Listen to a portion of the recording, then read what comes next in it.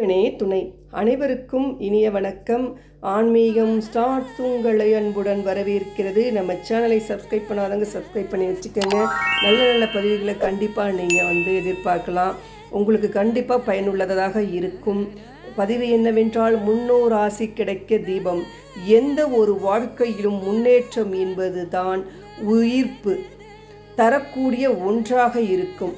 தேங்கிய தண்ணீர் போல வாழ்க்கை ஒரே மாதிரியாக ஒரே இடத்தில் நின்றுவிட்டால் பாசி படிந்தது போல கெட்டு போய்விடும். ஓடிக்கொண்டிருக்கும் தெளிந்த நீரோடை போல மகத்துவம் மிகுந்ததாக உங்கள் வாழ்க்கையும் மாறுவதற்கு, முன்னேற்றம் அடைவதற்கு முன்னோர்கள் ஆசீர்வாதம் கண்டிப்பாக தேவைதான்.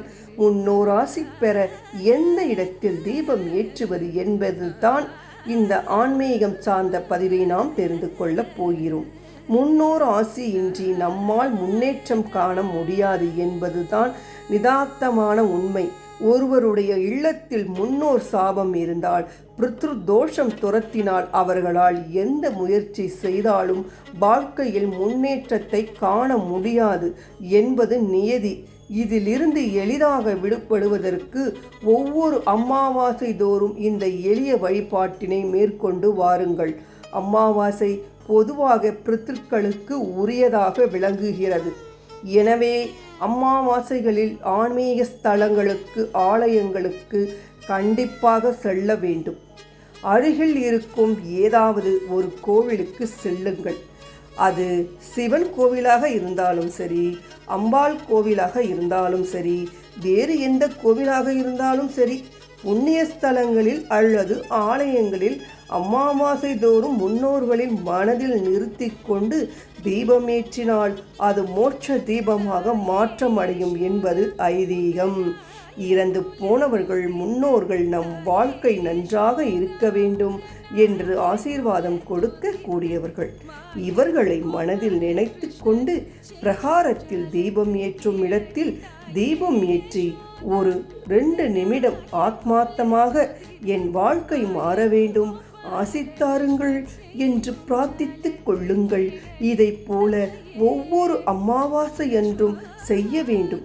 குறைந்தது மாதம் ஒரு முறையாவது அமாவாசையில் செய்யுங்கள். முன்னோர்களை நினைத்து இப்படி தீபம் ஏற்றி வைப்பதால் அவர்களுக்கு மோட்சம் கிடைக்கிறது. ஒருவர் இறந்த பின்பு அவர்களை நினைத்து தீபம் ஏற்றி வழிபட்டு வந்தால் எளிதாக அவர்களுக்கு மோட்சம் கிடைக்கும். ஆனால் யாருமே அவர்களை பற்றி நினைக்காமல், பித்ரு பூஜைகள் செய்யாமல், விளக்கு ஏற்றாமல் அவர்களுடைய ஆத்மாவானது எளிதாக மோட்சம் அடைவது கிடையாது. எனவே இந்த மோட்ச தீபம் நீங்கள் ஏற்றி வழிபடுவதால் முன்னோர்கள் மனம் மகிழ்ந்து உங்களுக்கு ஆசீர்வாதங்களை அள்ளி கொடுப்பார்கள். முன்னோர்களுடைய இந்த ஆசீர்வாதம் இருந்தால் நீங்கள் எளிதாக உங்களுடைய வாழ்க்கையில் முன்னேற்ற பாதையை நோக்கி பயணம் செய்வீர்கள். இப்படியே என் வாழ்க்கை போய்விடும் என்று பயந்து கொண்டிருக்கும் நீங்கள் புதிய விடியலை காணக்கூடிய யோகத்தை பெறுவீர்கள். தூரத்தில் ஒரு வெளிச்சம் தெரிவதை உணர்வீர்கள்.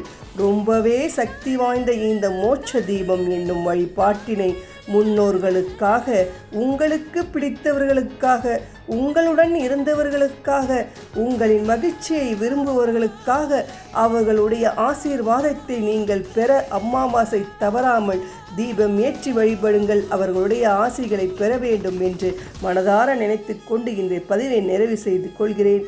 அடுத்த நல்ல பதிவில் பார்ப்போம். நன்றி, வணக்கம்.